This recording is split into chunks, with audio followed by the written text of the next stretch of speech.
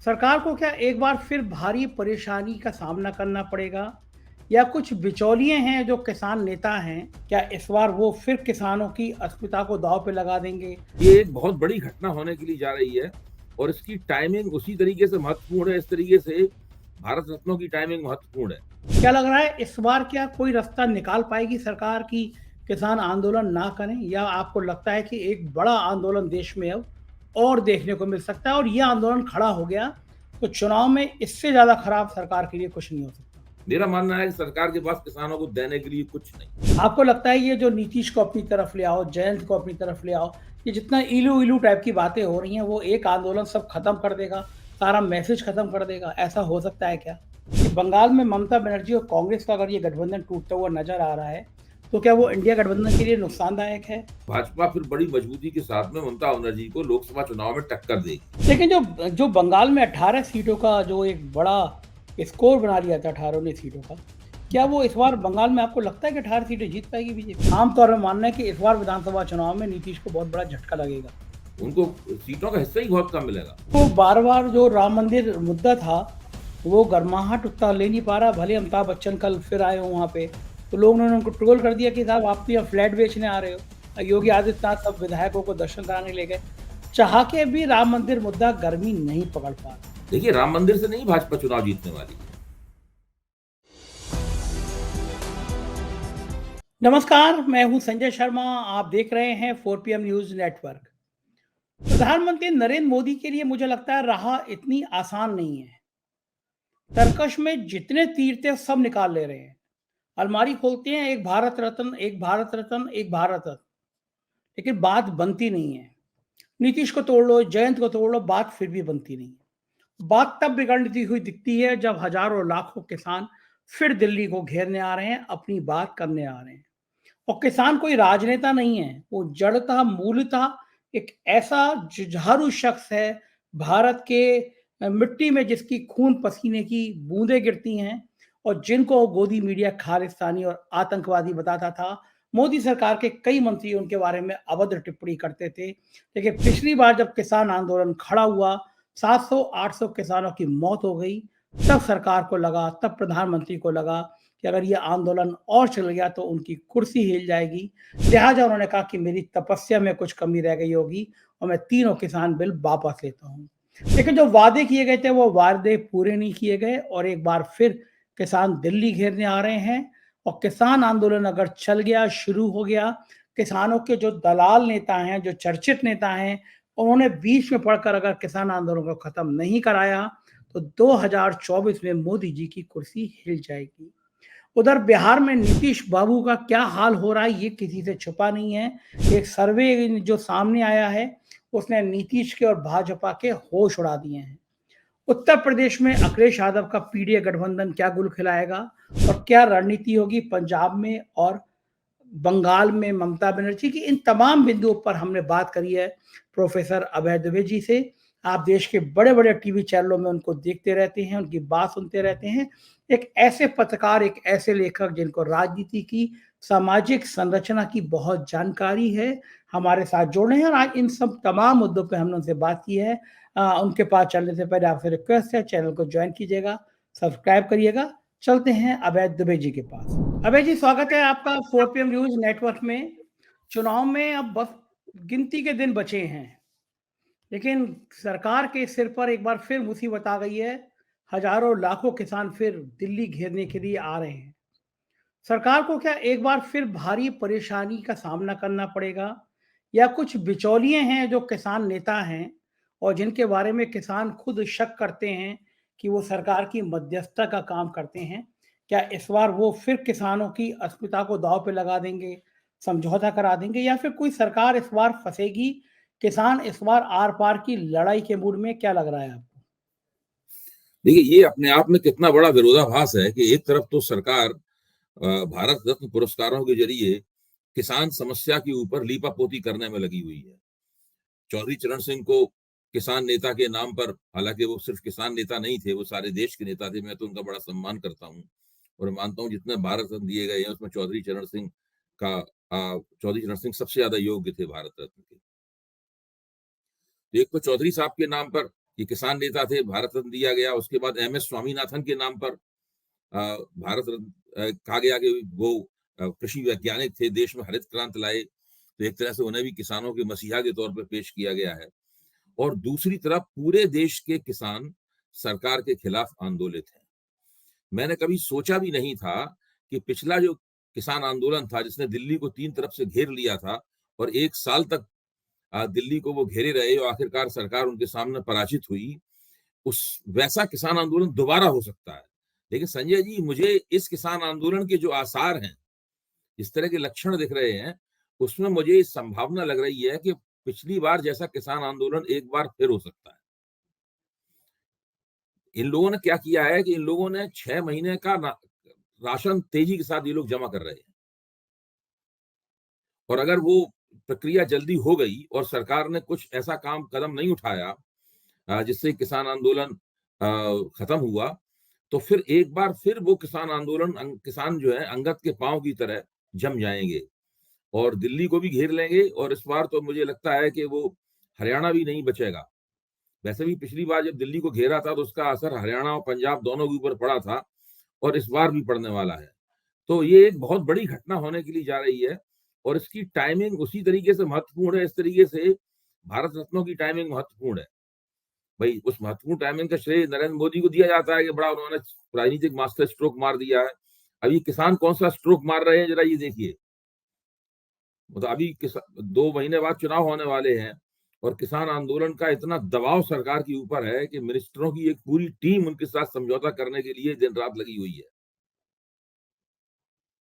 क्या लगता है भाई जी, समझौता हो पाएगा? क्योंकि पिछली बार भी जो वार्ताएं हुई थी, एमएसपी का मूल हो या बाकी किसानों की बातें हों, आंदोलन, ये लगता है कि आंदोलन खत्म कराने की रणनीति बनाई थी सरकार ने। सरकार किसानों के हित के साथ खड़ी हो, सरकार किसानों की भलाई के साथ खड़ी हो, ऐसा नजर नहीं आया।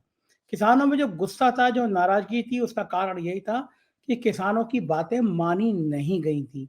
क्या लग रहा है इस बार, क्या कोई रास्ता निकाल पाएगी सरकार की किसान आंदोलन ना करें, या आपको लगता है कि एक बड़ा आंदोलन देश में अब और देखने को मिल सकता है, और ये आंदोलन खड़ा हो गया तो चुनाव में इससे ज्यादा खराब सरकार के लिए कुछ नहीं हो सकता? देखिए, किसान तो आंदोलन शुरू कर ही चुके हैं।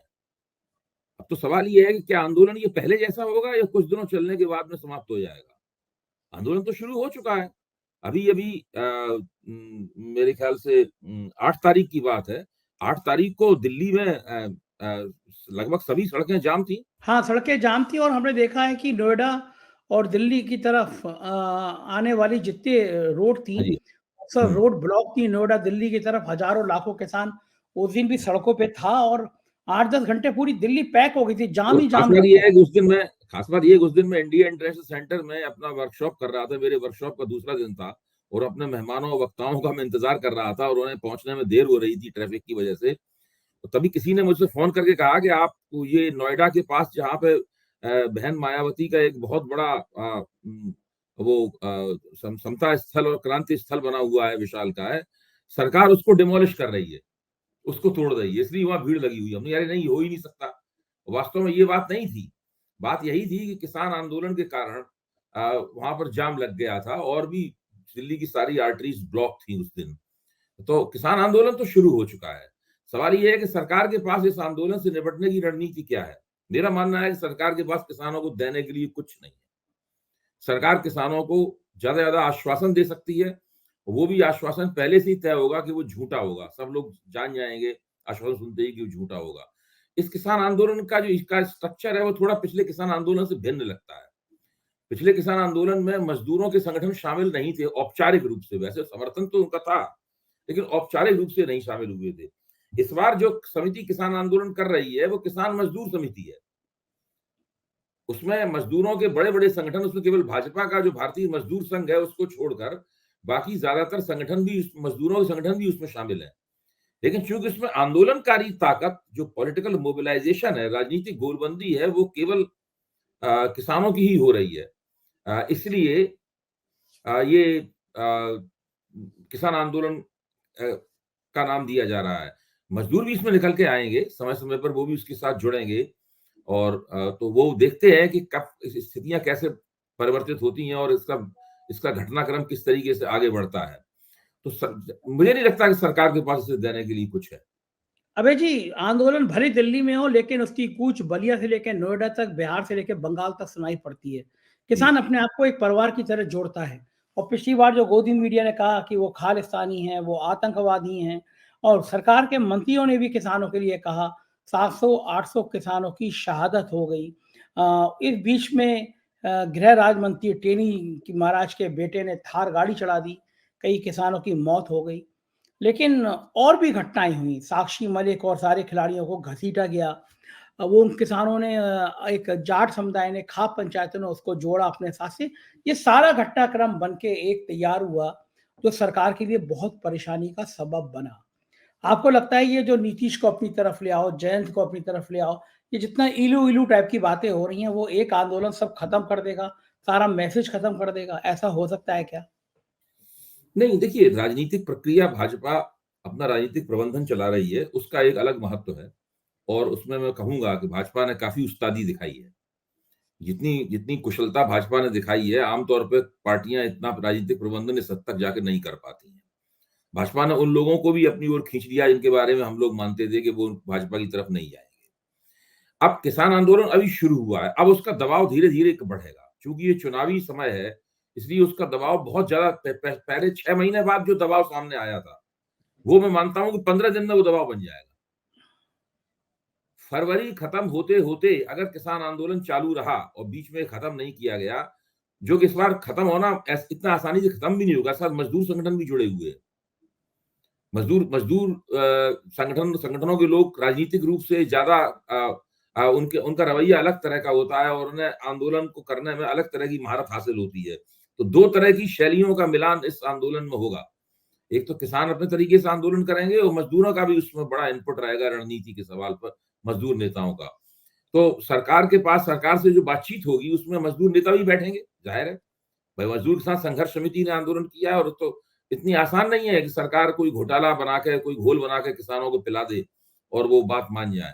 तो काफ़ी मुश्किल होगा सरकार के लिए। अब देखना ये है कि सरकार तो फिर डिवाइड एंड रूल, तोड़ो और राज करो वाली नीति पे भी चलती है और पिछले किसान आंदोलन के नेता इससे मोटे तौर पे अलग हैं।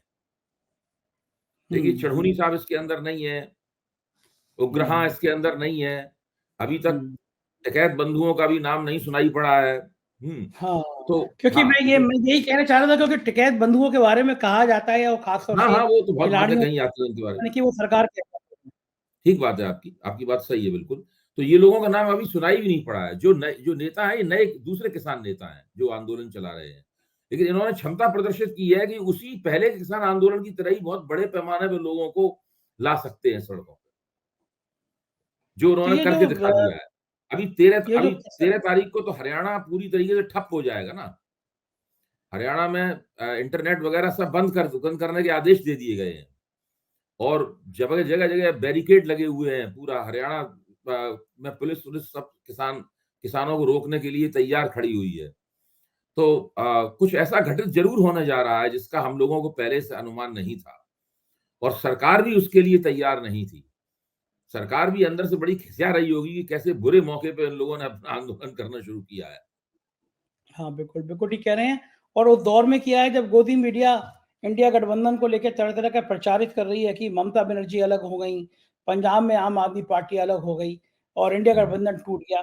आपको क्या लगता है कि ममता बनर्जी और आम अरविंद केजरीवाल का जो पंजाब और जो बंगाल में उठाया है कदम, पंजाब में खास तौर से मैं पहले पंजाब की बात करना चाहूँगा आपसे। क्या लगता है आपको कि अरविंद केजरीवाल और कांग्रेस मिलके लड़ते तो फ़ायदा होता या अरविंद केजरीवाल और कांग्रेस दोनों अलग-अलग लड़ेंगे तो ज़्यादा फ़ायदा होगा कि विपक्ष के वोट देखिए, भाजपा पंजाब की स्थिति तो कुछ अलग तरह की है।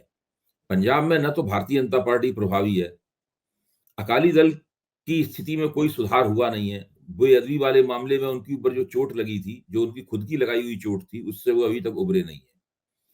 तो मुख्य तौर पर पंजाब में 2 ही पार्टियाँ हैं, जो इस वक़्त प्रभावी हैं, एक आम आदमी पार्टी और दूसरी कांग्रेस।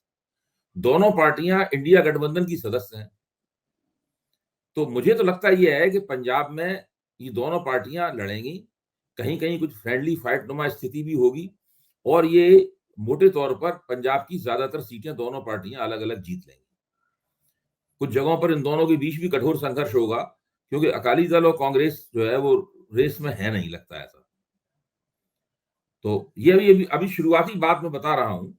कुछ निर्वाचन क्षेत्रों में अकाली जोर पकड़ सकते हैं, भाजपा का था, अकाली दल और भाजपा तो रेस में नहीं है, लेकिन कुछ निर्वाचन क्षेत्रों में अकाली जोर पकड़ सकते हैं, भाजपा तो कहीं भी जोर नहीं पकड़ेगी। वो तभी पंजाब में मजबूत होती है जब अकालियों के साथ गठबंधन में होती थी, और अकाली एक बड़ी ताकत हुआ करते थे पंजाब में। तो पंजाब की स्थिति तो ऐसी है, आम आदमी पार्टी और कांग्रेस मिलकर लड़े या अलग अलग लड़े, इसमें एनडीए को कुछ मिलने वाला है नहीं, दोनों ही हालतों में। हाँ, लेकिन अभय जी, अगर हाँ, मान लीजिए आम आदमी पार्टी और कांग्रेस अगर एक हो जाके लड़ते, एक मिलके लड़ते, जी, तो जो जी। वोट है, विपक्ष वाला वोट है, फिर वो तो बीजेपी को चला जाता। तो ये तो नहीं, अलग-अलग देखिए, रहना इसमें क्या है कि विपक्ष का वोट, ये बात सही है आपकी कि जो एंटी इनकम्बेंसी का वोट होगा, आम आदमी पार्टी सरकार के खिलाफ भी कुछ एंटी इनकम्बेंसी होगी, कुछ विपक्ष ऐसे लोग भी होंगे जो इनको वोट नहीं देना चाहते होंगे। पंजाब की स्थिति इसलिए भिन्न है कि भारतीय जनता पार्टी वहां किसी भी चीज की कोई दावेदार नहीं है, हुँ, और उसका जनाधार भी नहीं है। सभी सीटों पे लड़ने के लिए उसके पास उम्मीदवार भी नहीं है ऐसे जो प्रभावशाली तरीके से लड़ पाए, हुँ। क्योंकि वो पंजाब के जिस समाज की नेता है भारतीय जनता पार्टी, वो एक छोटा समाज है। हाँ, तो और वो अभी जो मुझे नहीं लगता कि भाजपा एंटी इनकम्बेंसी वोटों को सारा का सारा अपनी ओर खींच पाएगी। बिल्कुल ठीक बात है। और अभी पिछले दिनों में जो कनाडा वाली घटना हुई है, जो खालिस्तान के आतंकवादी वाली घटना हुई है, जो अमेरिका में आतंकियों ने हमले धमकी दी थी, और जो भारत के कनाडा सरकार से रिश्ते खराब हुए, और जिस तरह जी। से सिख कम्युनिटी नाराज़ हुई, उसका भी नुकसान क्या पंजाब में भारतीय जनता पार्टी को उठाना पड़ेगा? और निश्चित भारतीय रूप जनता से देखिए, पार्टी को सिर्फ पंजाब में नहीं, पंजाब जी, में मुझे मैं ये जानना चाहता हूँ आपसे, सिख कम्युनिटी को जो नाराज़ किया गया, तरह-तरह के उन पे कमेंट किए गए, तो नॉट अकेले सिर्फ पंजाब में नहीं, क्या ये पूरे देश में सिख समाज को नुकसान उठाना पड़ेगा भाजपा को? अ, भाजपा को ज्यादातर नुकसान इस सवाल पर पंजाब में ही ज्यादा होगा। पूरे देश में इसलिए नहीं होगा कि देश के दूसरे हिस्सों के सिख जो है वो पंजाब के सिखों से थोड़ा अलग तरह के हैं। अब जैसे उत्तर प्रदेश के सिखों को आप लीजिए, उत्तर प्रदेश के सिखों में ज्यादातर लोग भारतीय जनता पार्टी के साथ रहते हैं। अभी से नहीं, जनसंघ के जमाने से मैं कह रहा हूं, उनका रुझान उधर होता है उधर। तो पंजाब का जो सिख समाज है, उसकी जो राजनीतिक प्राथमिकताएं हैं वो अलग तरह की हैं। राजनीति में उनका संगठन और नेतृत्व भी भिन्न किस्म का है, क्योंकि वो अकाली दल और कांग्रेस के बीच में बटे रहे हैं। बड़ा नेता अकाली दल रहा है, और वो कांग्रेस रहा है, और कांग्रेस रही है दूसरे कि जब अकालियों से नाराज होते थे तो कांग्रेस जीत जाती थी। लेकिन देश के दूसरे हिस्सों में मैं मानता हूं कि सिख जो है वो पंजाब के सिखों की तरह नहीं सोचते, क्योंकि पंजाब का जो जाट सिख किसान है वो दूसरे हिस्सों में मौजूद ही नहीं है। दूसरे दूसरे खेतिहर नहीं है। देश के दूसरे हिस्सों में सिख जो है ना, वो खेती नहीं करते। इधर उत्तर प्रदेश की तराई को छोड़ दिया जाए, अगर जहाँ पर सिख किसान हैं, वो पंजाबियों की तरह ही है, मतलब पंजाब के किसानों की तरह है। लेकिन बाकी जगह वो लोग दुकानदार हैं, मैकेनिक हैं, ड्राइवर हैं, ये काम वो ज्यादा करते हैं।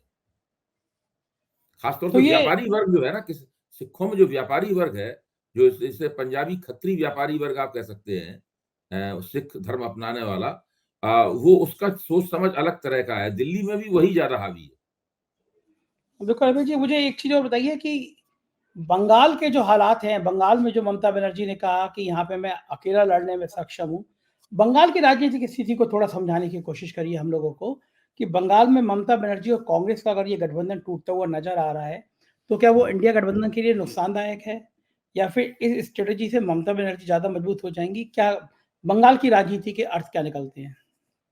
देखिए, बंगाल की स्थिति भी इस तरह पंजाब की स्थिति देश के अन्य प्रांतों से अलग तरह की है। बंगाल की स्थिति भी देश के अन्य प्रांतों से अलग तरह की है। वहां पे ममता बनर्जी बहुत अधिक शक्तिशाली है। मतलब हुँ, उनकी उनकी जो ममता बनर्जी की जो ताकत है, वो दूसरी तरह से नहीं है। ममता बनर्जी बहुत ताकतवर है, और उनकी सरकार के खिलाफ जो एंटी इनकम्बेंसी है, उस एंटी इनकम्बेंसी का लाभ भारतीय जनता पार्टी को मिल सकता है, अगर बाकी सब लोग एक हो जाए। तो फिर एक ही ध्रुव रह जाएगा जहां भारतीय जनता पार्टी उस एंटी इनकम्बेंसी का लाभ उठा सकती है। दूसरे, अभी आज आपने अमित शाह का वक्तव्य पढ़ा होगा। अमित शाह ने कहा है कि सीएए लोकसभा चुनाव से पहले ही लागू होगा, किसी को इस मामले हुँ। में कोई भ्रम नहीं रहना चाहिए, ये काम हम जरूर करेंगे। हम्म। भाजपा की बंगाल राजनीति के लिए सीए बहुत महत्वपूर्ण है, हम्म। इसलिए कि वहां का जो 2 करोड़ का मथुआ समुदाय है, 4-5 करोड़ मथुआ लोग रहते हैं सारे हिंदुस्तान में, उसमें से 2 करोड़ केवल बंगाल में ही रहते हैं और वो बहुत दिनों से भारतीय नागरिकता प्राप्त करने की मांग कर रहे हैं। पिछली बार सीए का झांसा देकर भारतीय जनता पार्टी ने उनका समर्थन जीत लिया था और जो भाजपा को 17 सीटें लोकसभा में प्राप्त हुई थी, उसमें मथुआ समुदाय की बड़ी भूमिका थी।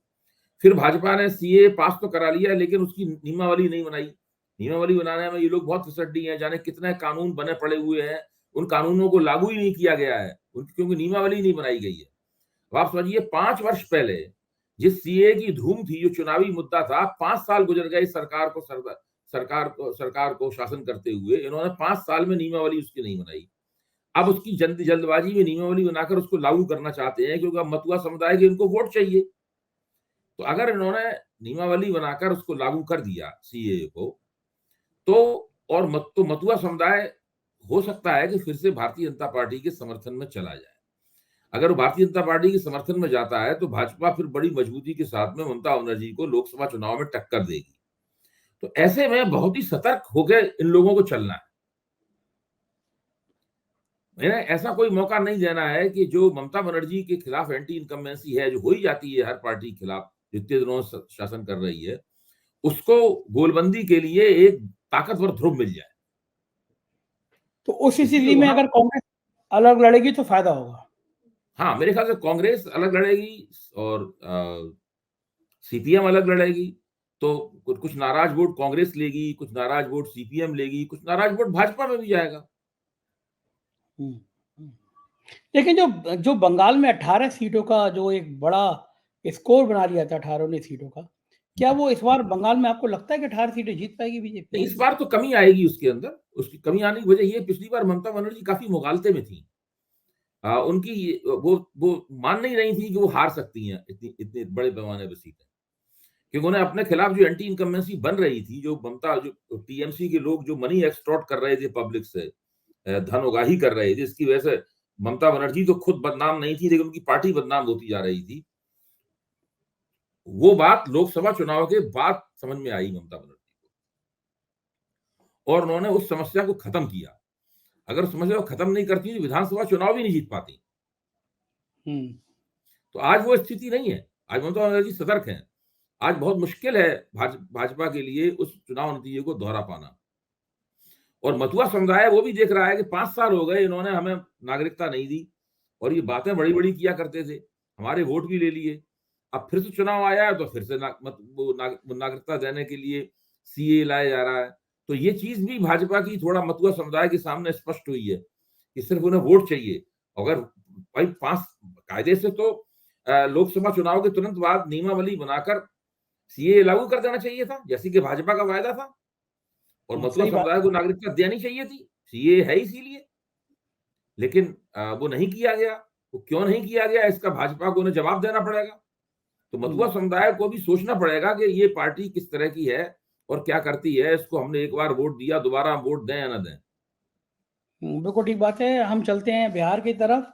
नीतीश बाबू का बड़ा बुरा हाल है, आज फ्लोर टेस्ट है और पता नहीं नीतीश जीतेंगे या हारेंगे। लेकिन नीतीश ने कभी कल्पना करी थी ऐसी कि इस बार जब पलटा मारेंगे तो सरकार बचाना मुश्किल हो जाएगा? बताओ, उनको लग रहा होगा कि गलत दांव खेल गए वो। देखिए, ये अगर नीतीश, आप सोचिए, नीतीश महागठबंधन में होते इस वक्त, भले ही उनकी राष्ट्रीय महत्वाकांक्षा कांग्रेस ने नहीं पूरी होने दी, उसकी जिम्मेदारी मैं कांग्रेस के दरवाजे डालता हूं, लेकिन अगर वो महागठबंधन में होते तो बिहार में महागठबंधन कितना मजबूत होता। नीतीश के चले आने के बाद भी सी वोटर और आज तक के ऊपर जो सर्वे आया है, एबीपी और आज तक में सर्वे आया है, दोनों कह रहे हैं कि अभी अभी भी भारतीय जनता पार्टी बिहार में नुकसान उठाएगी। तो इसका आप सोचिए, नीतीश अगर होते तो महागठबंधन कितना मजबूत होता। तो नीतीश की जो भाजपा विरोधी राजनीति तो पूरी तरीके से सेट थी। वो मजबूत स्थिति से हटके खुद उन्होंने अपने आप को कमजोर स्थिति में लाना मंजूर किया। उसके पीछे क्या मजबूरियां थी, क्यों किया, कौन सी उनकी ऐसी कल थी जो भाजपा के हाथों, भाजपा के नीचे दबी हुई थी, किस लिए वो ऐसा, भाजपा के दबाव में वो क्यों आए, भाई उनकी राष्ट्रीय महत्वाकांक्षाएं पूरी नहीं हुई, जिसका मतलब थोड़ा था कि आप उसी के खिलाफ, उसी के साथ चले जाएं जिसके जिसके जिसके खिलाफ आप लड़ रहे थे। हम्म, बिल्कुल ठीक बात है। उनको भी लग रहा होगा कि अब बड़े गलत तो अब दांव। नीतीश बहुत कमजोर स्थिति में है। अगर वो, ज्यादा संभावना यही है कि उनको विश्वास मत मिल जाए, मिल भी गया विश्वास मत, तब भी उनका ये अंदेशा कि जनता दल यूनाइटेड कभी भी टूट सकता है, ये अंदेशा खत्म नहीं होगा। उनको तो हमेशा असुरक्षा का शिकार रहना ही पड़ेगा। और और देखिए, अगला। पूरे एनडीए के अंदर नीतीश कुमार के आने से कोई खुश नहीं है, भाजपा भी खुश नहीं है। ऐसी कोई, भाजपा के लिए भी मजबूरी का ही सौदा है। भाजपा का खेल तो यही था कि भाई किसी तरह से अकेले लड़के बिहार के ऊपर अपना प्रभुत्व स्थापित किया जाए। भाजपा भी खुश नहीं है, उपेंद्र कुशवाहा की पार्टी भी खुश नहीं है, मांझी की पार्टी भी खुश नहीं है, पासवान की पार्टी भी खुश नहीं है, कोई तो खुश नहीं है इनके वहां से। तो इस सही बार बात है। नीतीश नीतीश के उम्मीदवारों को उनके वोट मिलेंगे ही नहीं मिलेंगे, कुछ नहीं कहा जा सकता। बेगानी शादी में अब्दुल्ला दीवाना। हाँ, नीतीश कुमार ने तो इसमें सबसे ज्यादा उन्हीं को नुकसान हुआ है इसके अंदर। और देखिए, आपकी राष्ट्रीय महत्वाकांक्षाएं जो भी हो, अंततः आप बिहार के नेता हैं, आपको अपनी राजनीति तो बिहार में ही करनी थी। भले ही आपको कांग्रेस आपको संयोजक बना देती और आपके मन में ये जो जो ख्वाहिश थी कि हम प्रधानमंत्री पद के उम्मीदवार हो जाएं, वो ख्वाहिश और ज्यादा जोर पकड़ती, लेकिन अंततः तो उन्हें यही सुनिश्चित करना था कि बिहार की 40 में से ज्यादातर सीटें महागठबंधन जीतता, इंडिया गठबंधन जीतता। वो कोई तमिलनाडु में थोड़ा वोटरों को प्रभावित कर सकते हैं, गुजरात में थोड़ा वोटरों को प्रभावित कर सकते हैं, उन्हें तो बिहार में ही लड़ना था। तो बिहार में जो उनकी मजबूत जगह थी उसको छोड़ के वो एक कमजोर जगह में आए अपने लिए। सही बात है, और उसका नुकसान भी उनको दिख रहा है कि लोकसभा के बाद जब विधानसभा चुनाव होगा तो और हालत खराब होगी। लोग आम तौर में मान रहे हैं कि इस बार विधानसभा चुनाव में नीतीश को बहुत बड़ा झटका लगेगा। उनको आपको भी टिकट ही नहीं लगता है? मिलेंगे, अगर एनडीए में रहे तो उनको टिकट बहुत कम मिलेंगे, हुँ, उनको सीटों का हिस्सा ही बहुत कम मिलेगा। बिल्कुल ठीक कह रहे हैं आप। आखिर में हम लोग चलते हैं यूपी की तरफ। क्या लगता है कि अखिलेश यादव जो पीडीए की बात कर रहे हैं, पिछड़ा दलित अल्पसंख्यक, ये मोर्चा, ये आवाज़, ये ताकत कुछ काम कर पाएगी लोकसभा चुनाव में? देखिए, पीडीए की बात तो ठीक है, पिछड़ा दलित और अल्पसंख्यक, पीडीए की बात सही है। वो काफी दिनों से इस बात को कह रहे हैं और लगातार इस बात को दोहरा रहे हैं, तो कुछ उनके दिमाग में योजना होगी कि इसको इनको। अब प्रश्न ये है कि पिछड़ा और अल्पसंख्यक जो है, उसमें हम मान सकते हैं कि यादव वोट बहुत बड़े पैमाने पर अखिलेश यादव को मिलेंगे एक बार फिर। मुसलमान वोट बहुत बड़े पैमाने पर अखिलेश यादव को मिलेंगे एक बार फिर। पिछड़ों में हो सकता है कुछ अन्य, कुछ दूसरी पिछड़ी जातियों का कुछ वोट भी उन्हें मिले, विधानसभा जितना तो नहीं, लेकिन वो भी कुछ मिल सकता है। लेकिन दलितों में उन्हें क्या मिलेगा, इसके ऊपर सोचना पड़ेगा। मायावती अलग चुनाव लड़ रही हैं, तमाम चुनाव सर्वेक्षकों का मानना है कि मायावती को सीटों के नाम पर कुछ नहीं मिलने वाला। अभी आज तक का सर्वे था, उसमें मायावती को 0 सीट दिखाई है शायद उन्होंने। हुँ, और सी वोटर ने 5% वोट दिखाई दी। 5% का मतलब 0 सीट ही होती है। हुँ। जब तक आप 15 से 20% की तरफ न जाए, तब तक कोई सीट कन्वर्जन शुरू नहीं होता। तो ऐसी स्थिति में जो फ्री फ्लोटिंग वोट हो जाता है, वो जाट ऑफ वोट हो जाता है, फ्री फ्लोटिंग। हुँ, अब उसी पे जाटा निगाह वोटरों रहेगी। का एक, हाँ, जाटा वोटरों का एक हिस्सा बीजेपी में जाएगा जरूर। हुँ, सारे नहीं आएंगे बीजेपी में। जहां जहां समाजवादी पार्टी के अच्छे उम्मीदवार खड़े होंगे, वहां वहां जाट ऑफ वोट उनको मिलेंगे।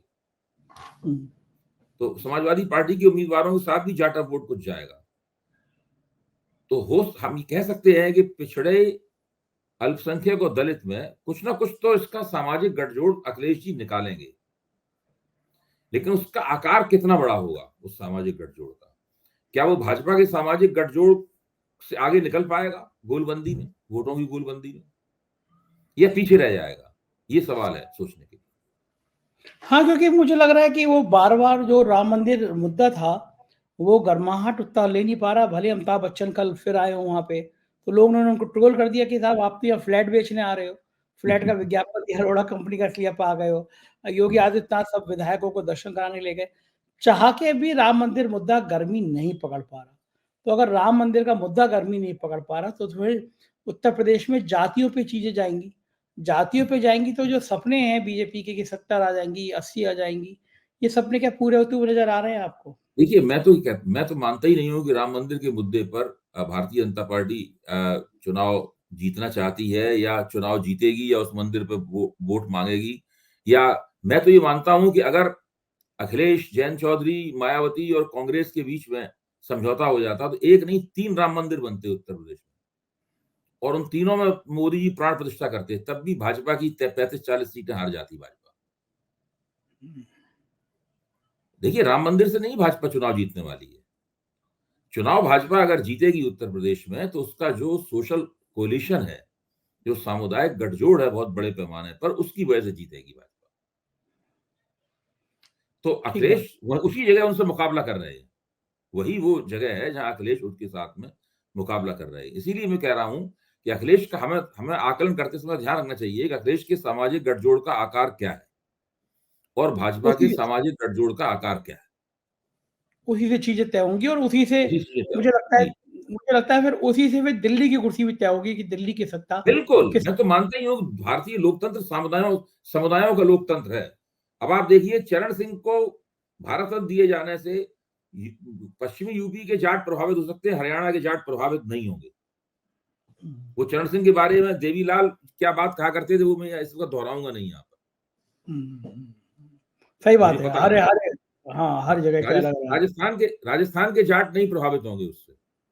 हुँ, बिल्कुल ठीक बात कह रहे हैं आप। हाँ, ये हर परिस्थिति अलग-अलग है। बहुत-बहुत शुक्रिया अभय जी, आपने इतना समय दिया और देश की राजनीति को समझाया। Thank you. सुना आपने, ये थे अभय दुबे जी, आपसे बात कर रहे थे और आपको समझा रहे थे देश की राजनीति की। ये बात बिल्कुल ठीक है कि 2024 का चुनाव प्रधानमंत्री और भारतीय जनता पार्टी समझ रही है, इतना आसान नहीं है। गोदी मीडिया भला कितना चिल्लाए, कितना बातें करे, 400 पार के नारे लगाए, लेकिन हकीकत में 272 तक पहुँचना मुश्किल नज़र आ रहा है। अपनी राय से अवगत कराइएगा, चैनल को जॉइन कीजिएगा, सब्सक्राइब करिएगा। शुक्रिया, थैंक यू।